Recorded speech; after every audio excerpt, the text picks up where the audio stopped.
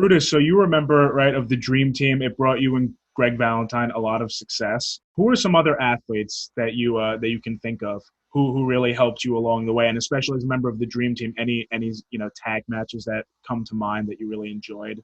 Tito Santana, a great athlete, a great competitor. Always loved his fire in the ring. Tito, a baby face, that fire in the ring. Being partners with Greg, being a heel, really prepared me for being a baby face and being the barber thing. Because I was kind of not a real total baby face there. I mean, Beefcake was as much a heel. The barber thing, of the things I was doing to people, were crazy and stuff. So, I mean, the heel aspect was the most fun time I ever had. Greg and I, we brutalized a lot of guys. It wasn't some of the guys, the Killer Bees, the Rougeos, they didn't like us too much, the Bulldogs. We took the Bulldogs. Greg and I took the Bulldogs. They put those guys together, young, tremendous athletes. I knew Dynamite Kid from Japan, but as for a tag team, they didn't have any psychology. Right. So, and Greg, a master of psychology, a ring master. We had to take those guys for months and take them through matches and matches and matches to teach them that psychology of a tag match and how to make it flow. And then by the end of the thing, I mean, they wound up switching the belts, and which in my opinion was a mistake, because we're better off chasing the heels with the belts. Let the babyface can beat us every night, but we keep the belts. And that's what the people want to see. They want to see the good guys win. If the good guys got the belts and they beat everybody every night, what are you there to watch? You're not. Yeah, where's the story? Yeah, exactly.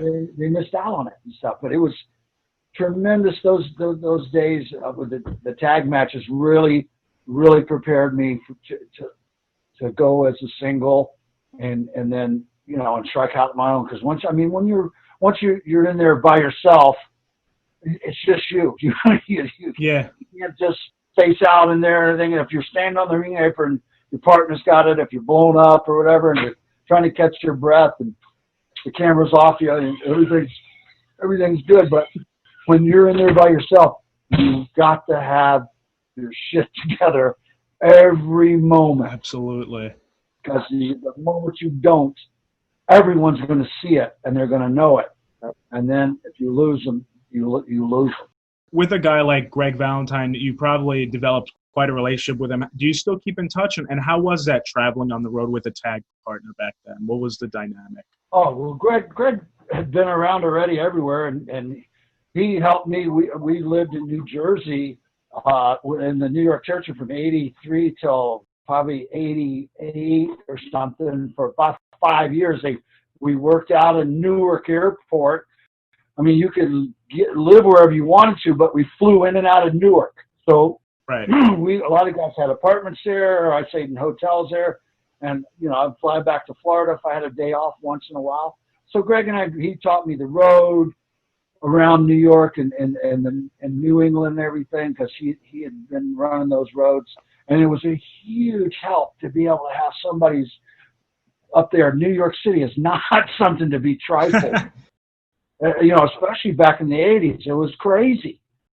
And I mean, Greg and I would come out of Madison Square Garden an hour after the show had ended, thinking, we're okay. The people are going to be gone. Drive down the ramp, and there's 2,000 people out there. And as soon as they see us, they're trying to flip the car over. Oh, my God. We got 10 policemen trying to run with us to get us through the crowd, and we have to take off down the sidewalk with 500 people chasing us because they hated us so bad. The hardcore fans, and that's how crazy it was. 2 hours after the show, they were still outside waiting, hoping to get a glimpse of somebody, and they wanted to kill you.